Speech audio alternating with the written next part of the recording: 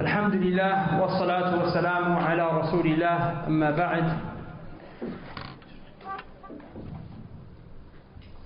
Okay, so we are taking the conditions of La ilaha illallah. That's the first session. And the second session, we're going to be going through a poetry called Manhajul Haqq.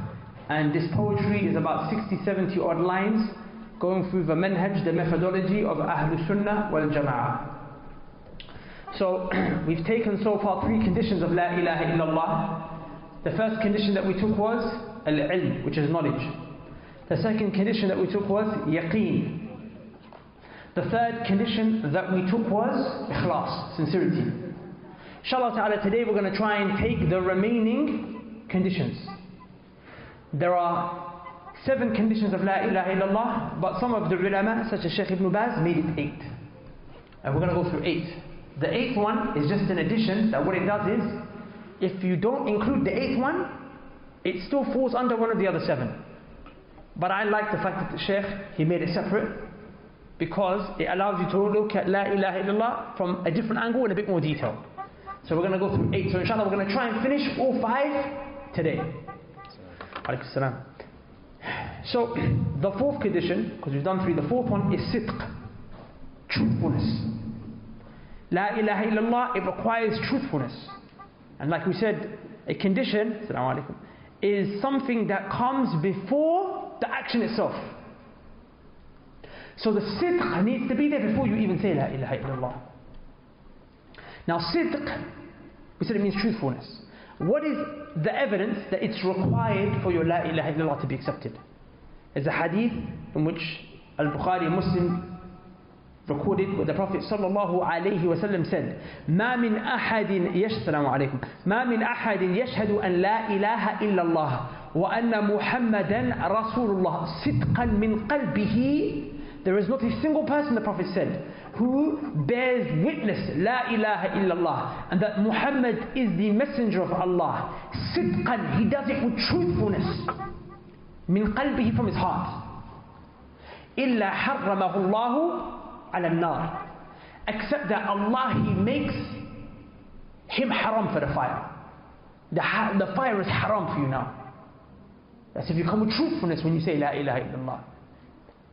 So a person who was not truthful when he said La ilaha illallah, then the fire is not haram for you. It's opposite, it's halal for you. It's permissible for the fire to take you now. Does that make sense? The hypocrites were the ones who they never had sidq when they came with La ilaha illallah. When they said La ilaha illallah, they were lying. They never had truthfulness. If sidq is truthfulness, then the opposite is lying. They lied when they said it. Look what Allah said. إِذَا جَاءَكَ الْمُنَافِقُونَ قَالُوا نَشْهَدُ إِنَّكَ لَرَسُولُ اللَّهِ وَاللَّهُ يَشْهَدُ إِنَّكَ لَرَسُولُهُ وَاللَّهُ يعلم إن والله يعلم إنك لا رسوله والله يشهد إن المنافقين لكاذبون. Allah said, O Muhammad, the hypocrites, they come to you. What is a hypocrite? A hypocrite is someone who pretends to be Muslim, but in his heart he really doesn't believe. He pretends to be a Muslim. He's out there pretending that he's a Muslim. He's doing things that Muslims do, but in his heart he really doesn't believe. جاءك, they come to you, O Muhammad. They say, نشهد أنك لا رسول الله. They say, we testify and we bear witness, Muhammad, you are the messenger of Allah. Allah said, والله يعلم إنك لا رسوله. Allah said, Allah knows that you are the messenger. They don't need to say it. They don't need it. It doesn't need to be acknowledged from them. It's not like them saying it or not saying it. It's not going to make you the messenger. Allah knows you're the messenger. But then Allah added something on it. He said, والله يشهد. Allah says, now Allah takes witness. Allah takes a testimony. Allah bears witness that what? But the hypocrites are liars. إِنَّ الْمُنَافِقِينَ لَكَاذِبُونَ. They're liars. So they never, ever, ever meant it from their heart. Now the hypocrites are going to be in the lowest part of the hellfire. They're going to be lower than the atheists. They're going to be lower than the Hindus that worship monkeys. They're going to be lower than the Jews. They're going to be lower than the Christians. They're going to be lower than all of them. Allah said they are going to be في الدرك الأسفل من النار. They're going to be in the lowest part of the hellfire. Lowest part of the hellfire. Because they try to fool the Muslims and they try to fool Allah. They try to fool Allah Azza wa Jal. But they can't fool Allah. وَمَكَرُوا وَمَكَرُوا اللَّهِ.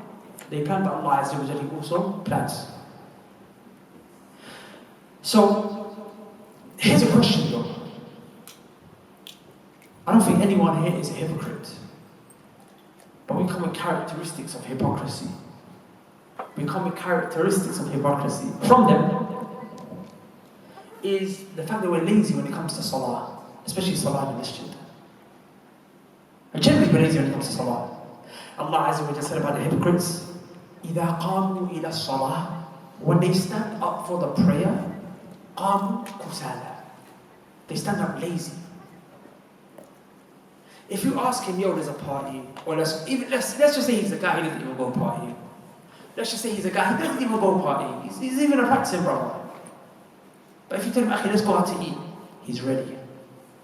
But you say to him, Akhi, let's go to the masjid. Akhi, let's pray. Akhi, let's go to class. He stands, but lazy. And even when he's standing, why? It's just so that other people don't look at him thinking, I'm not going to lie. It's going to be a peak if they see me like, they'll go to the masjid and I don't. Allah said it in the ayah. They do it, why? So that people can see. To show it to the people. That's the only reason he goes at the end of the day.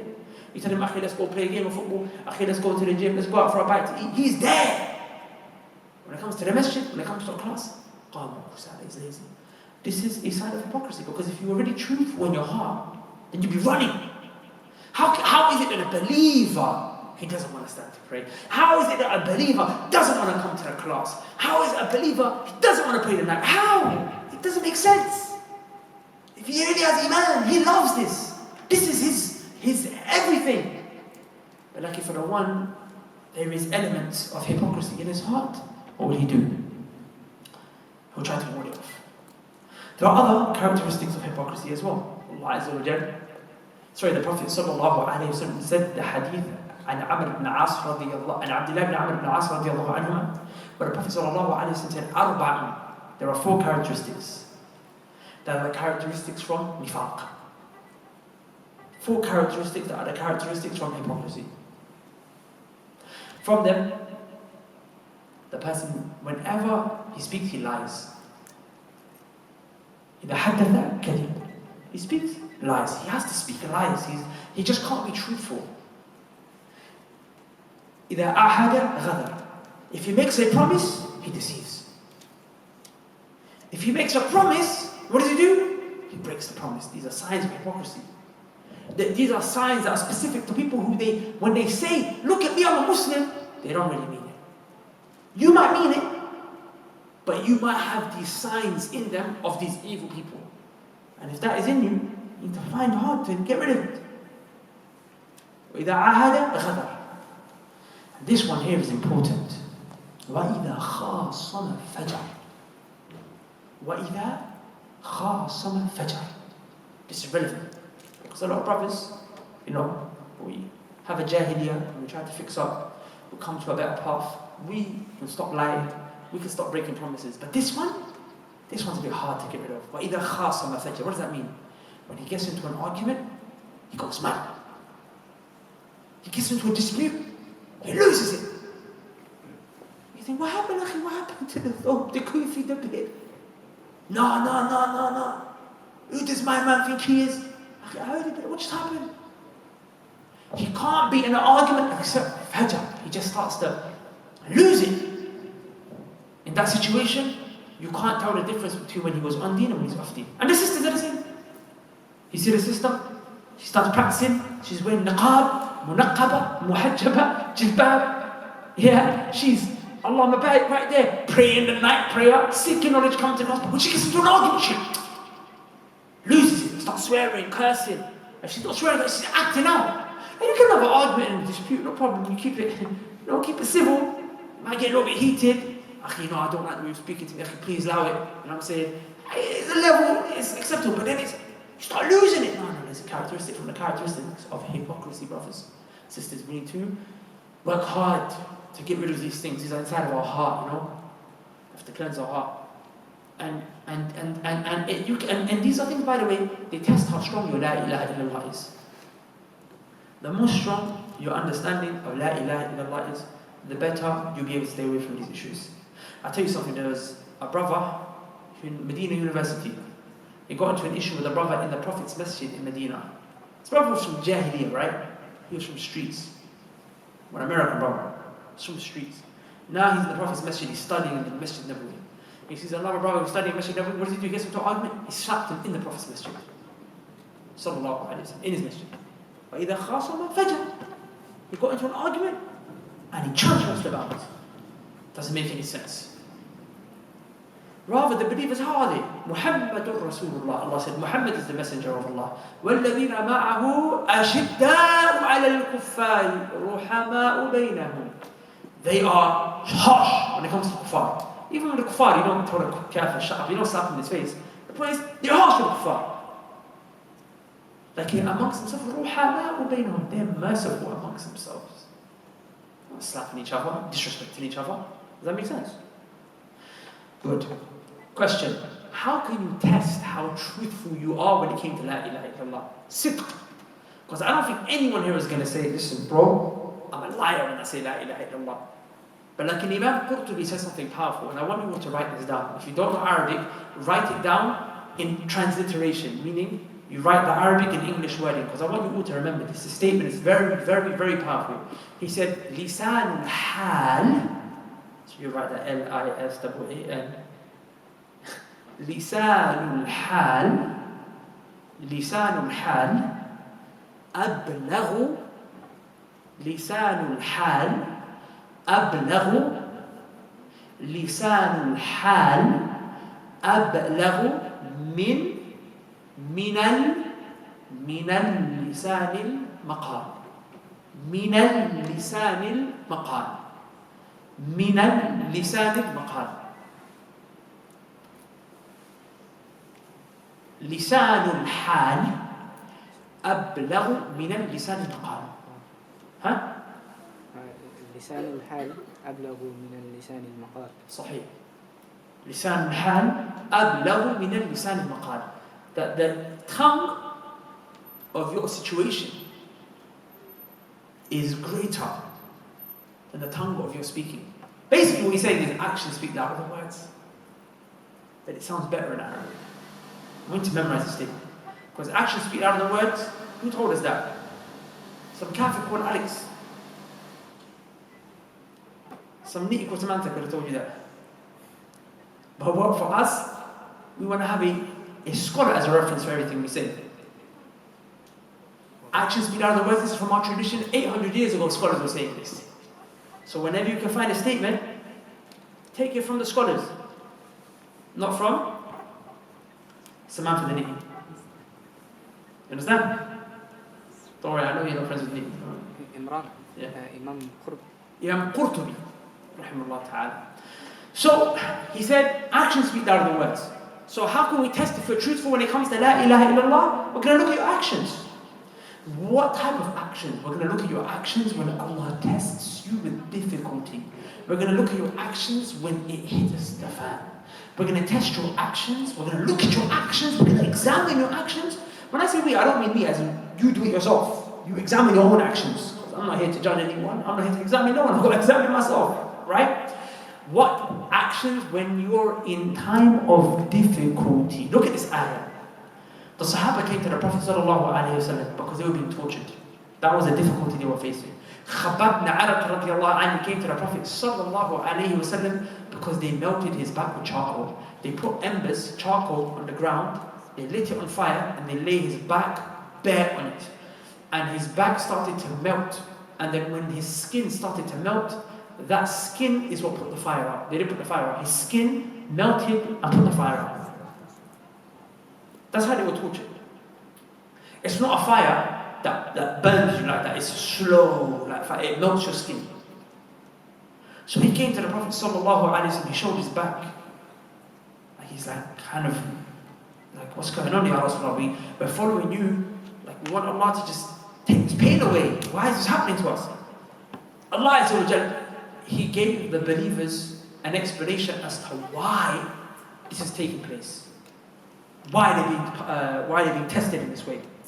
Allah said, أَحَسِبَ النَّاسُ أَن يُتْرَكُوا أَن يَقُولُوا آمَنَّا وَهُمْ لَا يُفْتَنُونَ. Allah said, did the people think that because they said, we believe, because the person said, you know what, I'm going to start fixing up my life, I'm going to start practicing, I'm going to start coming to the masjid, I'm going to delete the girls from my phone, I'm going to stop hanging around the blocks, I'm going to stop smoking weed, selling weed, drugs, whatever it is, small food, hard food. When the person says, you know what, I'm going to stop sleeping around with girls, I'm going to stop doing this, he said, I'm going to change my life. I'm going to change my life.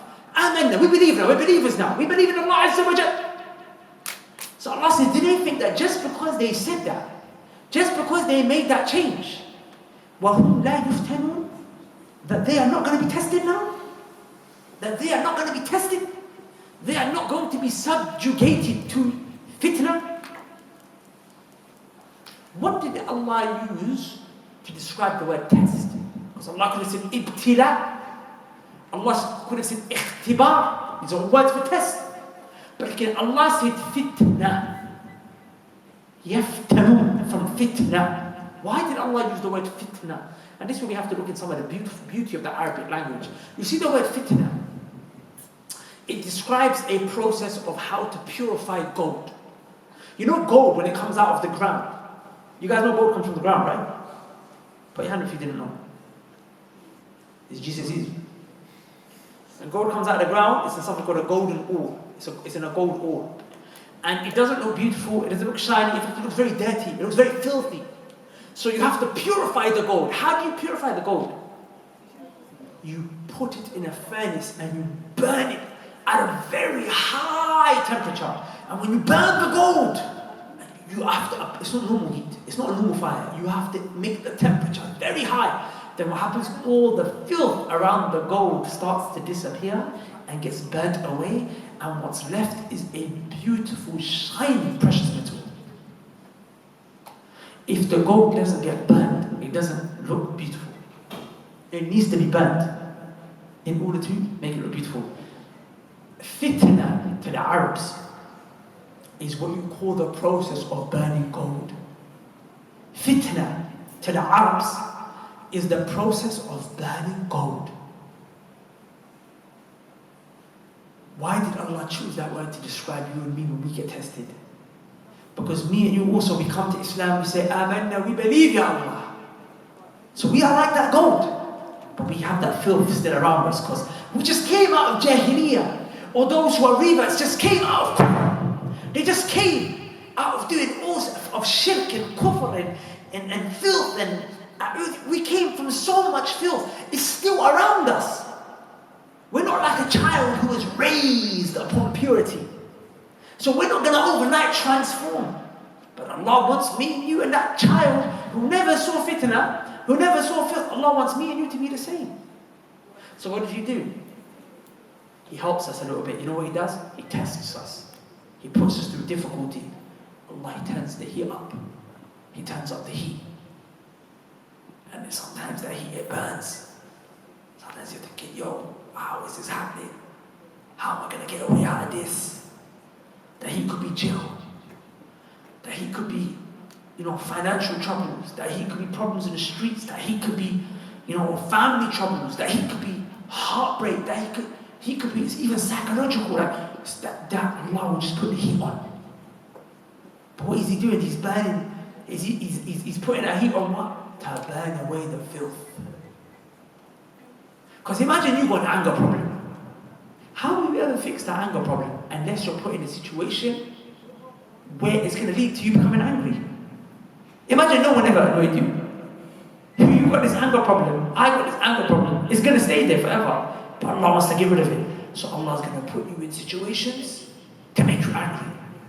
And you just got to, hold it. No, Allah, I'm not going to get angry. Allah, I'm not going to get angry. Okay, you step up, you get angry, no problem. Allah's going to... Don't think Allah's going to leave you. Allah loves you. Allah loves you. He wants to purify you. So Allah's going to bring the situation back again. He's going to say, try again. You failed last time. Try again. Situation here. Don't get angry. You slip up. No problem. Allah's going to bring it back. What's your problem? If your problem is women, if your problem, you think it's just going to be like that? That's it, now you start practicing? Women are not going to be a fitna for you no more? Okay, women are going to be a fitna for you. Allah's going to keep trying, testing. Summertime you go out. Lower your gaze. Lower your gaze. Does that make sense? Allah's going to burn you like that. But in the end, it's going to make you better. In the end, it's going to make you better. Does that make sense? Then look what Allah said. Allah said, وَلَقَدْ فَتَنَّ الَّذِينَ مِنْ قَبْلِهِمْ Allah said, verily we done fitna, we tested, we done fitna, we done this process to those who came before them. Why? فَلَيَعْلَمَنَّ اللَّهِ, so that Allah can know الَّذِينَ صَدَقُوا وَلَيَعْلَمَنَّ الْكَاذِبِينَ, so that Allah can know who was truthful when he said La ilaha illallah, and who was a liar. You see, the liars, for them, La ilaha illallah is only easy when everyone else is doing it. Oh, what? You're getting onto deen? The whole block's on deen. Let's just get onto deen.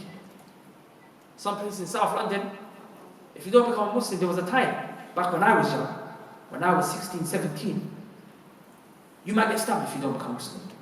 Or if you are Muslim, you'll be accepted into certain gangs. You have respect, you get to work your way up the ladder. That's how it was. How it was. It got to a point where Islam became like that. So people accepted Islam left, right, centre. Why? Just because, oh what? I'm Muslim, bro. Yeah, I'm one of them. I get protection now. He's doing it for, it's easy now because it's for everyone. But like it now, when life starts to get hard, your iman is still going to be there. For the truthful ones, the ones when they said La ilaha illallah and they meant it, and they meant it, for them the whole world can go down. All of my family members could die or be killed. For that person, all his money could be lost. He's never going to go back to that which he was upon. Because when he said, I left that, La ilaha illallah, I'm coming to this, he said it truthfully. He said it truthfully. And that is the fourth condition of La ilaha illallah, which is sidq, truthfulness.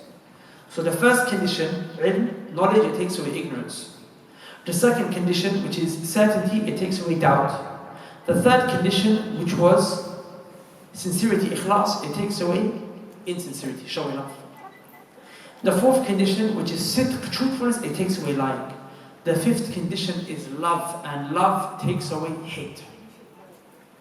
If you come to La ilaha illallah, my brothers and my sisters, you have to love La ilaha illallah. You have to love it. And you have to love it before. Now, loving it just doesn't mean loving the word. But that word requires certain things. It requires certain things. You've got to love that as well. For example, I'll give you an analogy. The example of Allah is always higher. But let's say you like a girl. You love a girl. You love a girl. You love her so much. Have you not seen them brothers who are they love a girl and suddenly they start to love things she loves? They start to love things she loves. There's a story of a lady called Layla. Layla, the scholars told the story, she was a pupil. And this one guy fell in love with her. He loved her so much. Right? Now, Layla was of dark complexion. So he loved her so much, he loved her complexion, that anything that was dark, he started to love it. And he used to go up to him, kiss it and say, I love it because it's like Layla. I love it because it's like Layla. So when you love something, you love not just that thing, you love even what that thing loves. Or things that remind you of it, you start loving it. Does that make sense? So the same way, La ilaha illallah, if you love La ilaha illallah, that means what do you have to love? Everything that La ilaha illallah necessitates. Which is to love Allah, love the Prophet sallallahu alaihi wasallam, love the things that Allah loves, and hate the things that Allah hates. Let's take some evidence. Allah Azza wa Jal, He said, وَمِنَ النَّاسِ مَن يَتَّخِذُ مِن دُونِ اللَّهِ أَنْدَادًا يُحِبُّونَهُمْ كَحُبِّ اللَّهِ وَالَّذِينَ آمَنُوا أَشَدُّ حُبًّا لِلَّهِ. Look what Allah said, from the people, from mankind. There are those, and they love things equal to Allah. What's that? That's shirk. وَمِنَ النَّاسِ مَن يَتَّخِذُ مِن دُونِ اللَّهِ. From the people, there are those who take other than Allah. They're not Allah. It's not Allah. Someone else other than Allah. أَنْدَادًا, as equals. In what? يُحِبُّونَهُمْ, in love. They love that thing. The way they're supposed to love Allah. Look. Let's carry on the ayah that I come to the point. Allah said, وَالَّذِينَ آمَنُوا, but the believers, أَشَدُّ حُبًّا لِلَّهِ. They always love Allah. There's nothing that they love more than Allah. They always love Allah Azza wa Jalla more. What did Allah say? There are things that you love more than Allah. There are people that you love more than Allah. Sometimes you love money more than Allah. Sometimes you love a woman more than Allah. A woman loves a man more than Allah. Sometimes you love respect more than Allah. Sometimes you love whatever it is that you love more than Allah. Whatever that thing is, Allah said, إِذْ تَبَرَّأَ الَّذِينَ اتُّبِعُوا إِذْ تَبَرَّأَ الَّذِينَ اتُّبِعُوا. What's the ayah? إِذْ تَبَرَّأَ الَّذِينَ اتُّبِعُوا إِذْ تَبَرَّأَ الَّذِينَ اتُّبِعُوا. What's the ayah? إِذْ تَبَرَّأَ الَّذِينَ اتُّبِعُوا مِنَ الَّذِينَ اتَّبَعُوا وَرَأَوُا الْعَذَابَ وَتَقَطَّعَتْ بِهِمُ الْأَسْبَابُ. Allah said, on the day of judgment, those things that you love besides Allah, they're going to break your heart. The things that you used to love equal to Allah or more than Allah, وَتَقَطَّعَتْ بِهِمُ الْأَسْبَابُ. They're going to break your heart. Those friends of yours that you are like, I can't leave them for the sake of Allah. Even if it's a family member. Even if it is a family member. Recently I was talking to a brother. He's telling me he's got into some problems because of his own blood brother. And because of that, it's creating problems in his life. And he's getting himself deeper and deeper and deeper into problems. I told him, Akhi, take a step back here, bro. But he's like, this is my honor, this is my family, this is my blood. I hear you, bro. But sometimes your own blood can try to drive you to the hellfire. Who do you love here more? I'm saying there's Allah here. And then there's your family. Then there's your friends. Then there's your girlfriend. Then there's your job. What are you picking over Allah? Okay, no problem. You pick up in this life over Allah, no problem. On the day of judgment, Allah told you, وَتَقَطَّعَتْ بِهِمُ الْأَسْبَابُ. That person's going to cut the relationship with you. وَإِذْ يَرَوْنَ الْعَذَابِ. When they see the punishment. وَأَنَّ الْقُوَّةَ لِلَّهِ جَمِيعًا وَأَنَّ اللَّهَ شَدِيدُ الْعَذَابِ. When they see the punishment of Allah and that Allah has complete might and Allah, He has a painful punishment. وَتَقَطَّعَتْ بِهِمُ الْأَسْبَابُ. They're going to cut off that relationship. They're going to say, Allah had nothing to do with this person. But your own mom will leave you. Your own dad will leave you. Your own child will leave you. Your own wife will leave you, as Allah mentioned. So why are you picking them in this life over Allah? And there's something important, brothers and sisters. I'll tell you why. Because when it comes to marriage, women and children, forget the ones who are not even married and they've got a little girlfriend on the side. That's even worse. But Allah Azza wa Jalla said, oh, you who believe, إِنَّ مِنْ أَوْلَادِكُمْ وَأَزْوَاجِكُمْ فِتْنَةً. Verily from your children and your wives are fitna. فَاحْذَرُونَ. Be cautious of them. Why? Because when you've got a wife, when you've got a child, when there's class, you think, what do I do? I'm going to miss the class because you know what? I spend time with the family. So you pick the family over Allah? You pick the family over your deen? This is the characteristic of the hypocrites. Look what Allah says, سيقول لك المخلفون من الأعراب شغلتنا أموالنا وأهلنا فاستغفر لنا. Allah said that the Arabs, the Bedouins, they come to you, O Muhammad. Which ones? The hypocrites.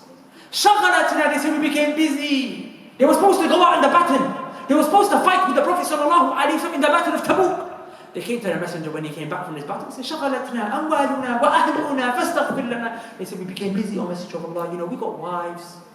We've got family, we've got kids, we're unwired, I had work. Look at that, he's telling you I can't come class because I've got work.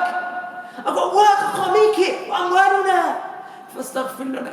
Make forgive. I may ask Allah to forgive me. Like brothers come to you and say, I make dua for me, I've got work, you know, I can't even make it to class, I've got work, I can't even do that, I can't even go seek knowledge, I've got work, family commitments, you know. Look what Allah said. Allah said, يَقُولُونَ بِأَلْسِنَتِهِمْ. They say with their mouth, with their tongue, مَا لَيْسَ فِي قُلُوبِهِمْ. They don't really mean it from their heart. Because even if he didn't have work to go to, and even if he didn't have a wife at home, and he didn't have children, he would have still not come. He would have still not come. He's talking rubbish. So brothers, who do you pick first? Allah Azza wa Jalla. The point is, we're on the issue of love. Love, la ilaha illallah. There's a hadith I want to mention to you. The Prophet sallallahu alayhi wa sallam said, ثَلَاثٌ مَنْ كُنَّ فِيهِ وَجَدَ حَلَاوَةِ الْإِيمَانِ. There are three things, if a person, he finds them, ثَلَاثٌ مَنْ كُنَّ فِيهِ. There are three things.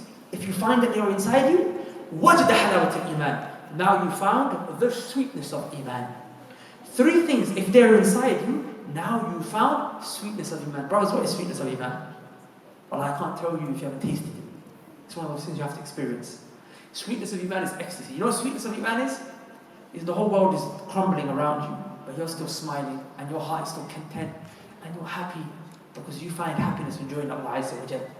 Wajada halayat al-iman. 3 things. If you have, then you know you have the sweetness. What is it? Number 1, أن يكون الله ورسوله أحب إليه مما سواهما. That Allah and His Messenger, they become more beloved to you than anyone else. Umar ibn Khattab radiallahu anhu, he said to the Prophet sallallahu alayhi wa sallam, Ya Rasulullah, I love you more than everyone else, except myself. Like he was honest. Umar was honest. He said, oh Messenger of Allah, he said, I love you more than I love my mom, my dad, my children, everyone. I love you more than one of them. But the only one I love more than you is myself. He said, I love myself. Obviously, I love myself, right? And the Prophet sallallahu alayhi wa sallam said, no. You have to make me more beloved to you than even yourself. From that moment, Umar said, from now on, you are more beloved to me than even myself. You have to be min walidihi or waladihi. You have to be more, Allah and the Messenger have to be more beloved to you than even your own mom and dad and your child. Yes? You know, with that point that you just mentioned, the narration, yeah? Some people, they came out with a doubt and they started calling the Messenger sallallahu alaihi wasallam arrogant and attaching arrogance to the Messenger sallallahu alaihi wasallam. Yeah. He told Umar radiallahu anhu to, no, you have to love me more. How do you... So the Prophet said, some people say that this was, that some kuffar, because this can only come from a kafir, it can't come from a Muslim. A kuffar, they bring a doubt, they say, the fact that the Prophet sallallahu alayhi wa sallam said, Umar, the fact that Umar, he said, you have to love me more than you love yourself, this is arrogance. So the Prophet is arrogance. And it's impossible for it to be arrogance. You know why? Because Allah said it. Allah said, أطيعوا الله وأطيعوا الرسول. Obey Allah and obey the Messenger. Allah told him. He only said it because of Allah. And why did Allah say it? Because Allah said, قُلْ إِن كُنْتُمْ تُحِبُّونَ اللَّهَ فَاتَّبِعُونِي. Allah said, tell the people, if they love Allah, they really want to love Allah, they say they love Allah, فَاتَّبِعُونِي. Allah said they have to follow the Messenger. They have to follow the Messenger. Why? Because the only way you will love Allah is if you do what Allah wants. And how do you know what Allah wants? And if the Prophet is not telling you, the Prophet is telling you, right? So if you follow what the Prophet is doing, you're doing what Allah wants. So loving him is loving Allah, and hating him is hating Allah. So the reason why the Prophet told Umar, I have to be more beloved to you than yourself, is because loving the Prophet is loving Allah. You can't love Allah and hate the Prophet. You can't hate the Prophet and love Allah. You either love them both or you hate them both. They are connected like that. In terms of obedience. And the love is a sign, the love is a proof of your obedience. Sisters, barakallahu feekum, you guys are interrupting the lesson. Is it okay if you guys could not speak?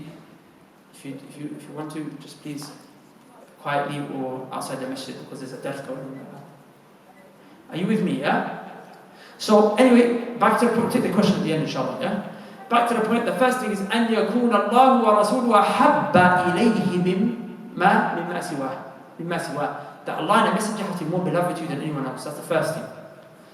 وأن يحب المرء لا يحبه إلا لله. And then when you love a person, you only love them for Allah's sake. When you love a person, you only love them for Allah's sake. What does that mean? You don't love him because he's got money.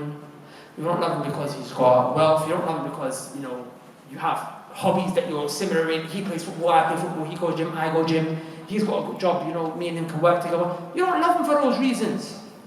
But you love him for Allah's sake. What does that mean? Is a person, he might be a person that, you know, you don't even necessarily get on with. But because he's got iman, you can't help but love him. Like look, when you say scholar, what the scholars are old, man. He's broke, he's got nothing to give. But he's got a bunch of people around him. Why? Why are they there? Why do you want to spend every waking moment with him? It's for Allah's sake, because he is a man that will bring you close to Allah. So you love him for the sake of Allah. So you don't love anyone except that you love him for Allah's sake. And the last thing is, وأن يكره أن يعود في الكفر كما يكره أن يقذف في النار. And you hate to return back to kufr. You hate to return back to jahiliyyah. You hate to return back to being off the deen. The same way you hate to be thrown into the fire. If I said to you right now, would you like to be thrown into a pit of fire? You say, no, never. I do not want to go into the fire, bro. I do not want to end up in the fire. But the same way you hate to go in the fire, you hate going back to jahiliyyah just like that. You hate going back to kufr. You hate going back to the streets just like that. Does that make sense? So the hadith mentioned 3 things. It mentioned the foundation. The asl, the foundation, which is to love Allah and the Messenger. Then it mentioned the sub-branch. What comes as a result of loving Allah and the Messenger is that you love the ones who Allah loves. And you only love them for Allah's sake. And then the opposite is also true, which is the third thing, which is that you hate what Allah hates. So how can you still be friends with people who are on the streets? How can you still be friends with people who are in the clubs? How can you still be friends with people who disobey Allah? People who don't pray. How can you be friends with them? Allah hates them. But for make no mistake about it, Allah despises those people. Allah, He despises them. Allah is so angry with them. Allah, He hates them. His wrath can engulf and encompass them any minute. Some people, Allah's curse is coming down on them every minute. Curse. How are you spending time with them? How are you hanging around with these people? It comes back to your love for la ilaha illallah. Does that make sense? It comes back to your love for la ilaha illallah. I mentioned one more hadith. The Prophet sallallahu alayhi wa sallam said, he said, أوثق عرى الإيمان الحب في الله والبغض في الله. Sunan al-Bayhaqi. The Prophet sallallahu alayhi wa sallam said that the highest branch of Iman is that you love for Allah's sake and you hate for Allah's sake. That means you love Allah and you hate the enemies of Allah. You love the ones who Allah loves and you hate the ones who Allah hates. You also love the things that Allah loves and you hate the things that Allah hates. Does that make sense? Allah loves Tawheed, to worship Him alone. Allah loves Sunnah. Allah loves obedience. Allah hates shirk. Allah hates bid'ah. And Allah hates disobedience. Allah hates the people of shirk. Allah hates the people of bid'ah. And Allah hates the people of disobedience, sinners. And I want to mention to you, inshallah ta'ala, a way for you to acquire the love of Allah. And I hope that at this point the sisters will stop talking because they want to love Allah, they want to know how to love Allah. So it would be good for them to pay attention to this, inshallah ta'ala, so they can realize how they can develop love for Allah. And if they talk, then I guess perhaps they love Allah already too much, Allahumma barik. So they don't need it. There's a statement by Ibrahim ibn Ali al-Muridi. Ibrahim ibn Ali al-Muridi. And this statement is powerful. He said, from the things that are impossible, is that you gain knowledge of Allah and you don't start to love Him. He said it's impossible. You want to learn how to love Allah? Then gain knowledge of Him. Because the moment you start studying who Allah is, the moment you start coming to these classes, Aqeedah and Tawheed, you start to love Allah. And he said it's impossible that you don't love Him. And he carried on. He said, and if you start to love Allah, then it's impossible that you don't remember Him. Because isn't it that, like, for example, when you love a girl, she's always in your mind, you're thinking about her. She's always in, you go to sleep and you're dreaming about her. You're thinking about her in the bathroom. You're thinking about her when you're having a shower. You're thinking about her when you're driving a car. Then you have an accident. Oh snap, you're thinking about her too much. Right? When you love something, it's always in your mind. It's impossible to not think about it. So Ibrahim ibn Ali al-Muridi, he's saying, look, it's impossible that you learn about Allah that you don't start to love Him. And it's impossible that when you start to love Him, that you don't remember Him. And when you start to remember Him, he said it's impossible that when you remember Him, you don't start to find the sweetness of Iman. And he said when you start to find the sweetness of Iman, it's impossible that you do anything other than the things that will bring you more sweetness. He said you forget about the dunya. For you just focus on remembering Allah, seeking knowledge. It's impossible that you have, because imagine, for example, a person who loves money, and he realizes this is a way to make money. He's going to think, okay, I'm not going to spend my time with anything other than what's going to bring me more money, right? Same with a person who he gets that sweetness of Iman because of remembering Allah. For him, he's thinking to himself, Subhanallah al-Azim. He's thinking, I cannot bear myself to spend time doing anything except remembering Allah Azza wa Jalla. And now I want to mention to you something which is a proof. It is a proof that you love Allah. Because everyone here claims, I'll take a question at the end, inshallah. Everyone claims that they love Allah. Everyone claims that they love Allah. Everyone claims they love Allah. But not every person who makes that claim is truthful. Imam al-Hasan al-Basri said people claim that they love Allah, so Allah tested them. Allah, He sent down an ayah. He sent an ayah to test them. Allah said to the Prophet, say, Qul, Muhammad, say to them. Say what? Say what? In kuntum tuhibbun Allah. The people, they said, we love Allah. The people said, we love Allah. Allah said, okay, you love Allah? Okay, I'm going to test you now. فَاتَّبِعُونِي. Allah said to the Prophet, say to them, if you love Allah, follow me. Who's me? Who's me? Who's me? The Prophet. That's what he's saying. فَاتَّبِعُونِ, follow me. So the Prophet ﷺ said, Allah is saying for me to tell you, you people, you say that you love Allah. You all here claim you love Allah, right? You claim to love Allah. Okay. Here's how you prove it.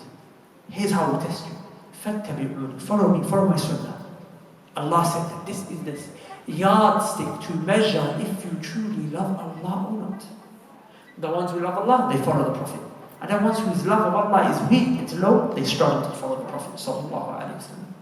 Follow him in everything. His statements, his actions, and his belief. So the people of Bid'ah, can they claim to love Allah? Because their aqidah, their belief is different to that which Allah has created. Good. And then what happened after that? Allah said, يُحْبِبَكُمُ اللَّهُ, Allah will love you back. يَغْفِرْ لَكُمْ ذُنُوبَكُمْ, He'll forgive you your sins. It doesn't matter. You can all claim that you love Allah. I can claim I love Allah. But at the end of the day, what counts is if Allah loves me. If Allah loves you. You can claim to love Allah, but if Allah doesn't love you, what good is your love? So Allah is saying, I will love you back if you follow the Prophet. So then the one who celebrates the Prophet ﷺ's birthday because he says, I love Allah, I love the Prophet so much, that's why I'm celebrating the birthday. Is he truthful or is he a liar? Wallahi billahi wa tallahi wa rabbil Kaaba, he's a liar. Because the Prophet never celebrated his birthday. The Prophet said, follow me. If you love Allah, follow me. The Prophet never celebrated his birthday. Sallallahu alayhi wa sallam. He never celebrated his birthday. In fact, the only thing that he used to do was fast on a Monday. He said, I was born on a Monday, I fast on a Monday. Okay, fast every Monday then, bro. Fast every Monday of every week of every day of the year. I mean, every week of the year. But they will never do it. You know why? Because they don't love Allah and the Messenger. Sallallahu alayhi wa sallam. But to you, I love Allah, that's why I'm going against the ruler.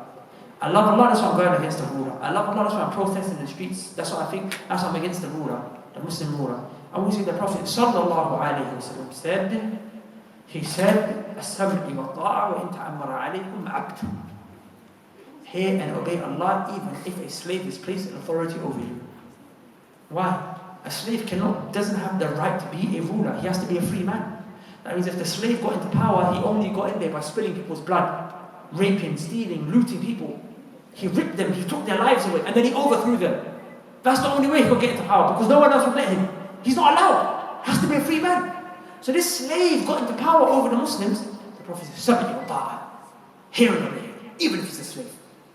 Another hadith, the Prophet said, إِن ضُرِبَ ظَهْرَكَ وَأُخِذَ مَالَكَ إِن ضُرِبَ ظَهْرَكَ وَأُخِذَ مَالَكَ وَمَنْ قَالَ فَاسْمَعْ وَأُطِيعْ. Hear him and obey him. If he strikes your back and he takes your wealth, he's a ruler. He strikes your back and he takes your wealth, he's oppressive. فَاسْمَعْ وَأُطِيعْ. Hear him and obey him. But the ones who don't love Allah, they're the ones who say, oh, let's go against the ruler. Maybe we found one scholar, he said something in one book here. One scholar, he said something in one book here. Look, the rulers are doing this, that. And we say, we don't give a damn what anyone's doing. We follow the Prophet. Sallallahu alayhi wa sallam. We do what he tells us to do. Our salvation is in the legislation. Does that make sense? So that is the fifth condition of La ilaha illallah. We only have 3 conditions left. We will, inshallah ta'ala, definitely finish them next week, Tuesday. Can I just say something as an advice, my brothers and my sisters? The masjid is the house of Allah Azza wa Jal, okay? And the masjid is here to treat people's hearts. The same way, when you go to the hospital, when you have heart problem, you have heart disease, the hospital for the physical heart, as well, is the hospital that you know. The hospital for the spiritual heart is what? Is the masjid. So when people come to the masjid, they're trying to treat their hearts through salah, prayer, through Quran, through lessons. So it's not fair, it's not nice that people are seeking a cure from Allah and we disrupt them by talking and being disruptive. We're not saying don't have fun in the masjid. I think that's another extreme where people they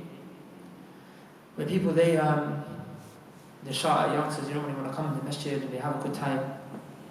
But you know what it is? We don't say, if a kid comes in and he's off the streets and he's making noise in the masjid, I'm not going to have a go at him, I promise you I won't. Because I'd rather he make noise in the masjid than make noise in the streets. because he doesn't know any better. But like the one who's practicing, dressing in thobe, beard, you've been around for a while, sisters who are on deen, mashallah, they were struggling with hijab, probably wearing jilbab and whatnot, niqab maybe even. You guys, if you make noise in the masjid and you're loud and you're disruptive, then you are to be reprimanded, you're to be admonished, you're to be told off. You're to be told off, it's wrong. That's why Umar ibn Khattab radiallahu anhu, when he saw the two boys raising their voice in the Prophet's masjid, he asked them, where are you from? They said, we're from Ta'if, which is a city outside Mecca. He said, Wallahi, if you are from Medina, I would have lashed you. But you can't be in the house of Allah being disruptive. Does that make sense?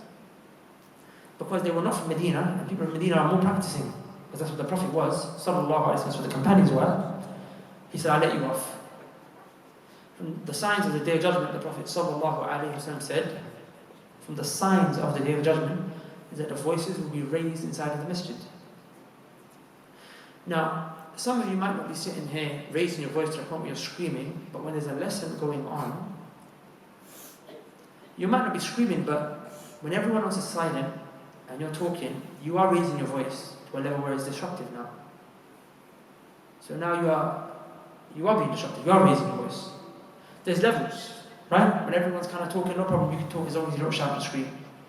But when no one is talking, except for the teacher, everyone's quiet, and you raise your voice to the point where it's audible and disruptive, and that's a problem. I tell you something, even the Prophet ﷺ told you not to read Quran too loud if it disturbs someone next to you. Look at that. The speech of Allah, you're being told, don't read that in a way that's going to hurt the person. And then there's a lesson going on, where people are trying to remember Allah. We're not here talking about politics. We're not here talking about he say, she say. We're talking about none other than Allah. So for us to be disruptive in this class, wallahi, it really is not nice. It really is not nice. And if we were told not to raise our voice with the Quran in case it might disrupt someone, then what about, Assalamu alaikum, what about raising our voice and it's not even Quran? It's just whatever I have. Does that make sense? So I hope no one will be upset with me. It's just a good advice to have for myself and everyone after me. Raising a voice in the masjid is not something that I've not done. I've fallen victim to this myself. Me and Taha were raising our voice not too long ago, and we were in the masjid and the Mufti, he shouted us as well. So we're all the same here, we're on the same level. We're all sinners. كل بني آدم خطاء, all the children of Adam are sinners, وخير الخطائين التوابون. And the best sinners are the ones who make mistakes. Does that make sense? But they repent. They repent. So I'm not trying to say I'm perfect or anything like that. Well, it's just, we remind, فَذَكِّرْ إِنَّ الذِّكْرَى تَنْفَعُ الْمُؤْمِنِينَ. Yo, what's going on, bro? yeah, I got the thing. What? How much is in there? 20 mil. You being serious? Yeah, hold that. It's yours now.